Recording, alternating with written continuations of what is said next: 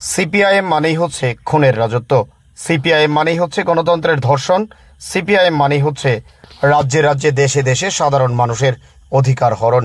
CPIM মানেই হচ্ছে ত্রিপুরা, পশ্চিমবঙ্গ, কেরালা সহ বিভিন্ন রাজ্যে দিনের পর দিন হত্যালীলা সংগঠিত করা। কথাগুলোর বক্তা ত্রিপুরা সরকারের পঞ্চায়েত এবং উচ্চশিক্ষা দপ্তরের মন্ত্রী কিশোর বর্মন। বিজেপি দল আয়োজিত খগেন্দ্র দেবনাথ স্মরণ শীর্ষক জনজমায়েতে প্রধান অতিথি হিসেবে আলোচনা করতে গিয়ে এভাবেই কথাগুলো বলছিলেন মন্ত্রী কিশোর বর্মন।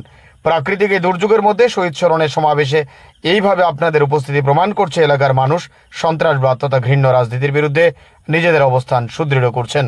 আজকে সমাবেশে একটা কথাই বলবো, শুধুমাত্র আজকে খগেন্দ্র দেবনাথকে আমরা শ্রদ্ধাঞ্জলি দিলাম না, সেই সাথে সাথে যারা পরিকল্পনা করে বছরের পর বছর এই রাজ্যের মধ্যে সন্ত্রাসবাদের রাজত্ব কায়েম করেছিল তাদের বিরুদ্ধে আমাদের ঘৃণা বর্ষণ করলাম।